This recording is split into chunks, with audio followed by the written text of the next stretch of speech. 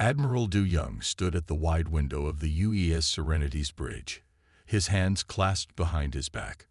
Earth looked small from here, a blue marble floating in the darkness of space. Today would change everything humanity knew about their place in the universe. "Sir, the Galactic Council's ship is approaching," said Lieutenant Kim, her voice steady despite the excitement in her eyes. "They're requesting permission to dock." "Granted," Du Young said. He watched as the alien ship moved closer. It was beautiful, shaped like a silver leaf and 3 times the size of the Serenity. The ship's surface sparkled as it caught the sun's light. Inside the Serenity's main meeting room, Du Young sat with Earth's chosen representatives. They had prepared for this moment for years, but nothing could truly ready them for meeting aliens for the first time. The door slid open. High Counselor Arxes walked in first.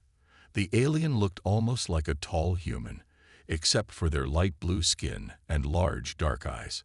5 other council members followed, each wearing long silver robes with different colored patterns. "Welcome aboard the UES Serenity," Du Young said, standing up to greet them. "We are honored to meet you."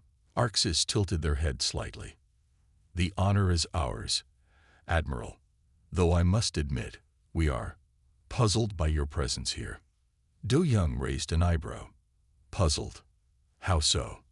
"You see," Arxes said, taking a seat at the table, "we have watched your planet for a very long time. By our calculations, your species should have died out at least 7 times." The room went quiet. Du Young exchanged looks with his team before asking, "What do you mean?" Arxes pulled out a small device. It projected a hologram showing Earth's history. The Toba supervolcano, the Ice Age, the Black Death, the Industrial Revolution's environmental damage, solar flares, asteroid near misses. The images changed rapidly, showing each disaster. Your species faced extinction-level events repeatedly. Yet here you are, reaching for the stars. Survival is what humans do best, Du Young said with a small smile. "But how?" Another council member leaned forward. "We've seen civilizations far more advanced than yours fall to single disasters. You've survived multiple catastrophes. Our scientists believed it was impossible. They said it must be luck." Du Young laughed softly. "Luck? No, Counselor. Everything we did was planned. Every survival was strategic." The aliens looked at each other in surprise. Arxes' large eyes widened even further. "Explain. Perhaps it's better if I show you." Du Young pressed a button on the table. A new hologram appeared, showing a vast underground facility. "This is just one of our many survival archives. Every time we faced a disaster, we learned from it. We planned for the next one. We built backup systems for our backup systems." "Impossible," one of the council members whispered. "No species thinks that far ahead." "Humans do," Du Young said firmly. "Because we had to. Earth isn't a kind planet. It taught us harsh lessons, and we learned them well." Arxes stood up suddenly. "We need to understand this better. High Command must know about this. They thought Earth was just another developing world, but you're something else entirely." Du Young nodded. "We're happy to share our knowledge. After all, survival is easier when you work together." As the meeting continued, Du Young could see the amazement in the aliens' eyes growing. They had come expecting to find a lucky species that somehow stumbled into space. Instead, they found humanity. Survivors, planners, strategists. And now, the galaxy would never be the same. Dr. Hay Newell walked down the long hallway of the Global History Center, her footsteps echoing off the marble floors. Behind her followed Kelvin, the alien synanthropologist, whose silver skin reflected the soft lighting from above. They were about to begin their investigation into humanity's survival history. "Today, we'll start with one of humanity's earliest challenges," Hay Newell said, placing her hand on a scanner.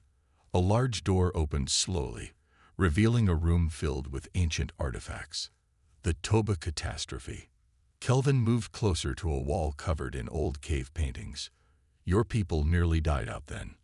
Only a few thousand humans survived worldwide. That's right, Haynul said, touching the screen next to the paintings. But it wasn't just luck that saved us. The screen lit up, showing detailed maps of ancient human migration patterns. Look at these cave paintings carefully. What do you see?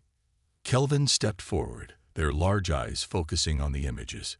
Humans hunting animals, making fires, drawing maps. They paused. Wait, these aren't just pictures, are they? Hanul smiled. No, they're instructions. Our ancestors left messages for future generations. See these marks here? She pointed to small symbols near the animals. They show the best hunting grounds for different seasons. And these. She moved to another painting. They mark safe caves and water sources. You mean even then, humans were planning ahead? Kelvin asked, their voice filled with surprise. We had to, Haynul explained. After the volcano, food became scarce. The sky stayed dark for years. But our ancestors didn't just wander around hoping to find food. They created systems. She walked to another display, showing stone tools and weapons. These weren't just random tools. Each design was tested and improved over generations. When something worked, the knowledge was shared between groups. Kelvin picked up one of the tools carefully. In our studies of other species, we found they usually just tried to survive day by day during disasters. That's the difference, Haynul said. Humans never just focused on today. Even in our worst times, we thought about tomorrow. She pressed another button, and a hologram appeared showing ancient human settlements. Look at how they organized their camps. Food storage, water collection, guard posts. Everything had a purpose. But how did such primitive humans understand the need for all this? Kelvin asked. Hanul led them to a final display. Because we remembered. Every group had storytellers. They passed down knowledge about disasters, about survival, about what worked and what didn't. These weren't just stories. They were survival guides wrapped in tales that children could remember. She picked up an ancient bone with marks carved into it. This isn't just decoration. It's a calendar. Our ancestors tracked seasons, weather patterns, animal migrations. They didn't just hope for food to appear. They planned where it would be and when. Kelvin was quiet for a long moment. We thought primitive humans survived through luck and basic instincts, but you were already strategists, even then. We had to be, Haynul said softly. Earth taught us early that luck isn't enough. Only careful planning and shared knowledge could keep us alive. As they left the room, Kelvin looked back at the cave paintings. I think we have much more to learn about your species, Dr. Haynul. This is just the beginning, Haynul replied. Wait until you see how we handled the next disaster. She smiled as they walked toward another section of the center. The true revelation of humanity's strategic nature was just beginning. Captain Jaiwan stood in front of the ancient city model, pointing to tiny streets and buildings made of glass and metal. Next to him, Dr. Haynul and Kelvin watched as he explained how humans fought one of their deadliest enemies, the Black Death. Most people think medieval humans were simple and didn't understand disease, Jaiwan said, touching a control panel. The model city lit up, showing people moving through the streets. They're wrong. Look at what our ancestors did. The model zoomed in on a port. Tiny ships sat in the harbor, their flags marked with red crosses. When ships came to port, Jaiwan explained, they had to wait 40 days before anyone could leave them. That's where we get the word quarantine. It comes from quaranta, meaning 40 in Italian. But how did they know to wait 40 days? Kelvin asked, their silver skin reflecting the model's blue light. Trial and error, Haynul said. They tried different waiting times. They wrote down what worked and what didn't. Every city shared information with others. It wasn't perfect, but it saved many lives. Jaiwan moved the model to show the city's walls. See these guard posts? They didn't just watch for armies. They checked travelers for signs of sickness. If someone was sick, they couldn't enter the city. Your ancestors understood disease spread. Kelvin seemed surprised. Not like we do now, Jai-1 said. But they saw patterns. They learned. Look at this. He pressed another button, and the model showed doctors in long robes with bird-like masks. These masks weren't just for show. They filled them with herbs and vinegar. It wasn't as good as modern masks, but it helped. Hanul stepped forward. But the most important thing wasn't the masks or the quarantines. It was this. She held up an old book, its pages yellow with age. They wrote everything down. Every city kept records. What worked, what failed, how many people got sick, how many lived. In our studies, Kelvin said, most species faced with such diseases just tried to run away or pray to their gods. Some humans did that too, Jai-1 admitted, but others looked for real answers. They made plans. They built special hospitals away from cities. They burned infected items. They even marked houses with sick people so others would know to stay away. The model changed again, showing how cities were divided into districts. They organized cities to control disease spread. Jai-1 explained. Each district had its own food supply, its own wells. If disease hit one area, others could stay safe. But the most impressive thing, Hanul added, was how they shared knowledge. She opened the old book, showing pages of careful notes. These records went to other cities, other countries. Each place learned from others' mistakes and successes. Kelvin touched the book gently. You didn't just survive. You made sure others could survive too. That's what humans do, Jai-1 said proudly. We learn, we plan, we share. Every disaster makes us stronger because we keep the lessons and pass them on. As they left the medieval display, Hanul noticed Kelvin looking back at the model city. Thinking about something? She asked. Yes, Kelvin replied slowly. We thought Earth was just a dangerous planet that somehow produced survivors. But it's more than that. Earth produced teachers, planners, record keepers. You didn't just live through disasters. You learned from them. And we're still learning, Jai-1 said, leading them toward the next display. Wait until you see what we did during the Industrial Revolution. That's when things got really interesting. Chief Engineer Sang-mai walked through the old factory, her footsteps echoing off the iron beams above. The machines around them were silent now, but they told an important story. Dr. Hanul and Kelvin followed her, their shadows long in the afternoon light coming through the high windows. The Industrial Revolution almost killed us, Sang-mai said, running her hand along an old steam engine. The air turned black with smoke. Rivers became poison. Cities grew so big and dirty that diseases spread like wildfire. Then how did you survive? Kelvin asked, looking up at the massive machinery. Sang-mai smiled and pressed a button on her tablet. The whole factory came alive with holograms, showing workers from 200 years ago. We did what humans always do. We watched, learned, and made plans. She pointed to a hologram of people wearing masks. When the air got bad, we didn't just accept it. Some cities made laws about when factories could burn coal. Others built tall chimneys to push smoke away from houses. It wasn't perfect, but it was a start. But the real clever part, Hanul added, was how we turned problems into solutions. She waved her hand, and the hologram changed to show early solar panels and wind machines. The same engineers who built steam engines started thinking about clean power. They knew coal wouldn't last forever. Kelvin moved closer to examine a display of old photographs. These show the same city, but years apart. Yes, Sang-mai said.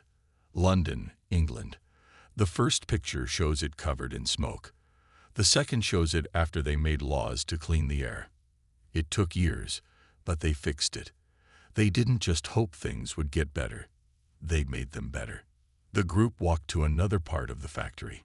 Here, the holograms showed modern spacecraft being built. See these engines? Sang-mai asked, pointing to a rocket design. They use ideas first tested during the Industrial Revolution. We learned how to make machines work better, use less fuel, create less waste. Every problem taught us something new. Hey Newell explained. Dirty air made us think about clean energy. Polluted rivers made us learn about cleaning water. Crowded cities taught us about urban planning. We didn't just solve problems. We used them to get stronger. Kelvin touched one of the old machines gently. Most species we studied either abandoned technology when it caused problems, or they kept using it until it destroyed them. You found a middle path. Because we remembered the past, Sangme said. She walked to a wall covered with framed documents. These are patents, ideas that people wrote down and shared. Every invention, every solution, was recorded so others could learn from it. And look at these, Hay Newell added, showing Kelvin a series of old books. Factory safety rules, environmental protection laws, worker health guidelines. Every problem we faced led to new rules to prevent it from happening again. As they headed toward the exit, Kelvin stopped and looked back at the factory. You humans are strange, they said thoughtfully. You turn your biggest problems into your greatest strengths. We have to, Sangmei replied with a smile. Because there's always another challenge coming. In fact, the next one was bigger than anything we'd faced before. Newell nodded. The solar flare of 2027. That's a story you really need to hear. Commander Tawu stood in the Global Defense Center's main control room, his eyes fixed on the giant screen showing the sun. A massive solar flare was heading straight for Earth, but unlike the aliens watching nervously behind him, he wasn't worried at all. Initiate Operation Sunshield, he ordered calmly. Around him, dozens of operators began typing at their stations. Dr. Hay Newell and Kelvin watched in amazement as the whole room moved like a well-practiced dance. You seem very calm for someone facing a civilization-ending event, Kelvin said, their silver skin reflecting the red warning lights. Tawu smiled. That's because we've been ready for this since 1859. He turned to a smaller screen showing old photographs. That year, something called the Carrington event hit Earth. It was a huge solar flare that destroyed telegraph systems worldwide. But you didn't have much technology then, Hay Newell explained to Kelvin. Today, a flare that big could destroy our power grids, satellites, and computers. It could send us back to the Stone Age. Could, Tawu emphasized, if we hadn't prepared.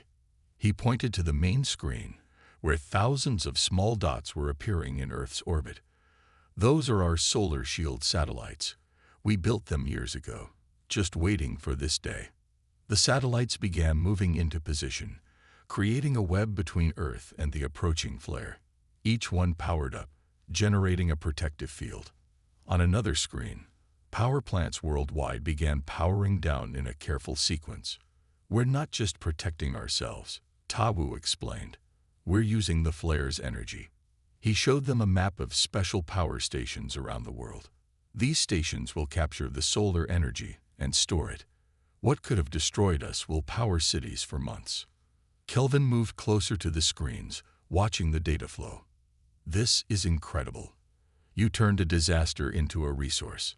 Look at these, Hay Newell said, bringing up images of cities around the world. People were calmly going about their business, even as the sky began to glow with aurora lights. No panic, no chaos, because everyone knows the plan. We practice this every year, Tawu added. Every child learns what to do during a solar flare. Every city has backup systems ready. We even use old-style telephone lines that can work without electricity, just in case. The flare hit the satellite shield. The room filled with amazing colors as the energy was caught and redirected. Some of it went into space, while the rest flowed into the storage stations. The whole system worked perfectly. Commander, one of the operators called out, all systems working at 100%. No damage to any major infrastructure. Power storage at maximum capacity. Kelvin shook their head in wonder. You didn't just survive this. You turned it into an advantage. How did you know to prepare so well? Because we learned from the past, Tawu said, showing them an old book titled The Carrington Event, a warning for the future. Our ancestors left us this warning. They didn't have the technology to stop it then, but they made sure we would be ready when it happened again. As the sky returned to normal, Hey Newell noticed Kelvin making notes on their device. "Recording your observations." "Yes," Kelvin replied. "But I don't think anyone back home will believe this. You humans don't just plan for survival. You plan for victory." The helicopter landed softly on the snow-covered ground of Antarctica. Dr. Hey Newell helped Kelvin step out into the bitter cold, while Director Myra waited for them near a small building that looked like a simple research station.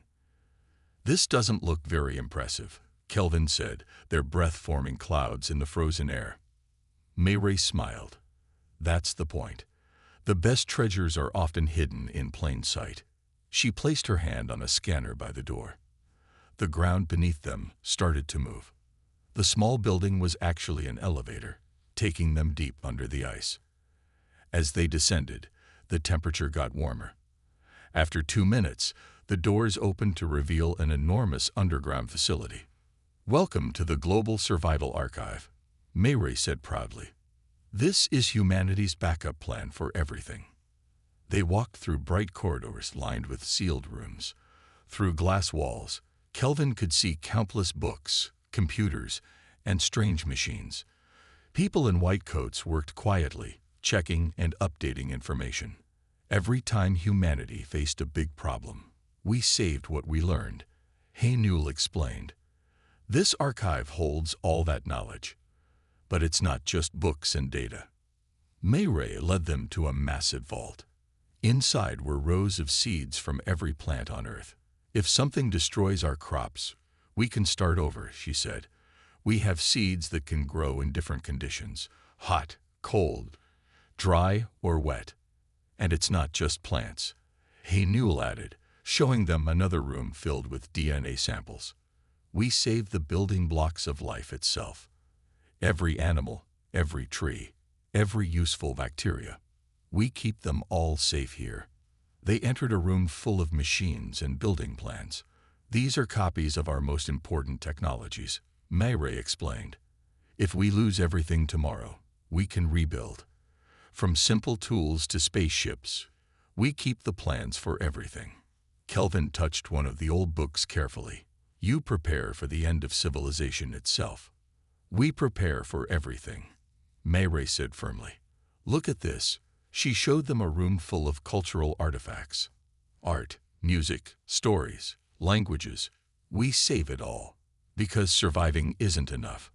We want to keep what makes us human. They walked into a large central room where people worked at computer stations. "This is where we plan for the future," Hey Newell said. "We think about every possible disaster and make plans to handle them." "Even alien invasions?" Kelvin asked, sounding slightly nervous. Mayray laughed softly. "Especially those. Though we hoped first contact would be friendly, like it was with your people." They stopped at a wall covered with photographs of disasters throughout human history. "Each of these taught us something," Mayray said. "Each failure made us stronger. Each survival made us smarter. That's why we built this place," Hey Newell added. "Not just to save things, but to learn from everything. Every civilization that fell on Earth left clues about why they failed. We studied them all." As they prepared to leave, Kelvin looked back at the huge facility hidden under the ice. "You humans are remarkable," they said. "You don't just hope to survive. You make sure of it." "That's the real secret of humanity," Mayray replied. "Hope is good, but preparation is better. We learned that lesson long ago, and we'll never forget it." The Great Hall of the Galactic Council buzzed with excited voices. Hundreds of alien representatives sat in rising circles around the central platform. High Counselor Orcs stood at the center, watching as Kelvin presented their findings about humanity. "Honorable Council," Kelvin said, their voice echoing through the chamber. "Everything we thought we knew about humans was wrong. We believed they were lucky survivors. The truth is far more impressive." The huge screens behind Kelvin showed images from Earth's history. Young diplomat Eugene stood quietly beside them, watching the aliens' reactions. Look at this timeline. Kelvin continued, pointing to a long line of disasters that had threatened Earth. Each of these events should have ended human civilization. Instead, humans grew stronger after each one.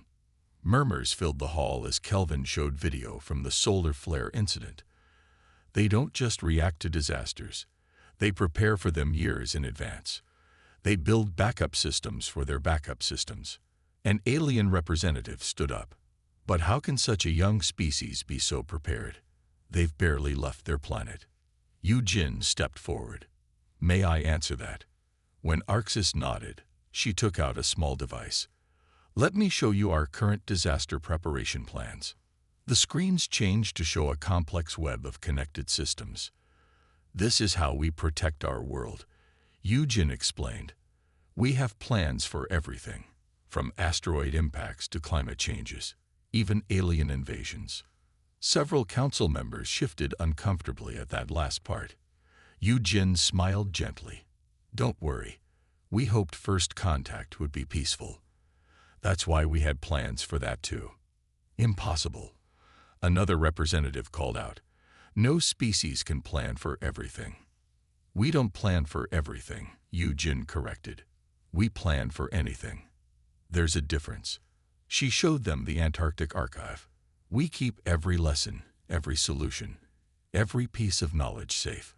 We learn from every mistake, ours and others. Kelvin stepped forward again. The most remarkable thing isn't just their planning. It's how they think about survival itself. They don't see it as just staying alive. They see it as a chance to grow stronger. The screen showed scenes from human history, people rebuilding cities after earthquakes, developing new technologies after disasters, teaching children about past challenges. Most species try to avoid danger, Kelvin said. Humans study it. They learn from it. They prepare for it. And most surprisingly, they share their knowledge with everyone. Arxis stood up. You mean they don't keep their survival strategies secret? No, Eugene replied. Because we learned long ago that the more people who know how to survive, the better everyone's chances are. When one human survives, they make sure others can too. The council chamber went quiet as this sank in. Finally, Arxis spoke again.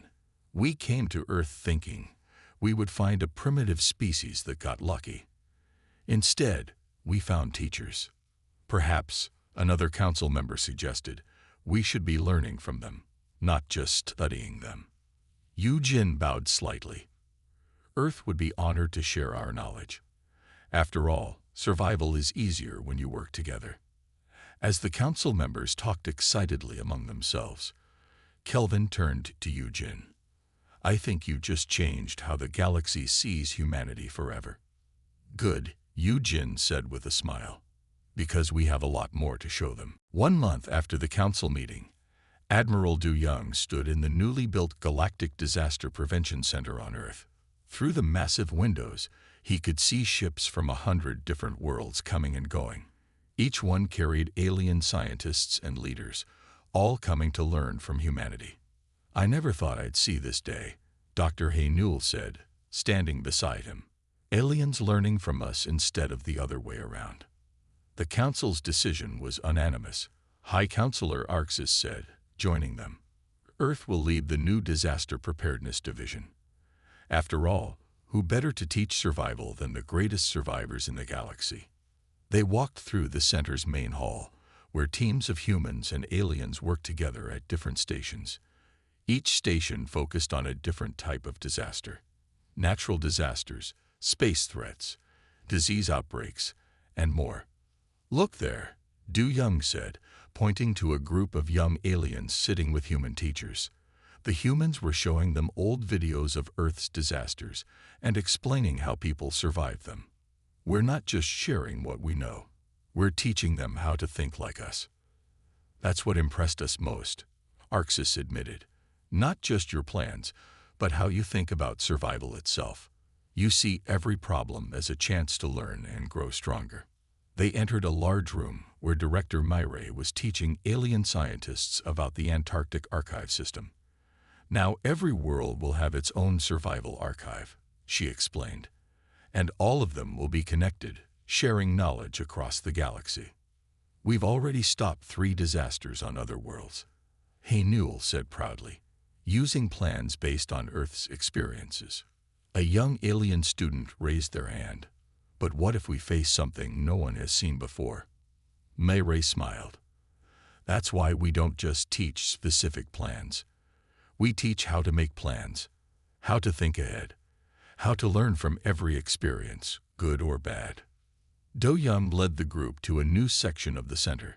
Here, huge screens showed maps of every known world in the galaxy. We're not just protecting Earth anymore, he explained. We're helping protect everyone. And look at this, Hey Newell added, showing them a room full of new technology. By working together, we're creating better solutions than any of us could make alone. Human creativity combined with alien technology. Imagine what we can do. Arxes touched one of the screens gently. You know, when we first came to Earth, we thought we were coming to help a primitive world. Instead, you're helping save the whole galaxy. That's what humans do, Du-young said. We don't just survive. We help others survive too. Because in the end, we're all in this together. As the sun set outside, casting golden light through the windows, Hey Newell watched the humans and aliens working together. Some were planning, some were teaching, some were learning. But all of them were working toward the same goal, making sure life would continue, no matter what challenges came next. You know what the best part is, she said to Du-young. This is just the beginning.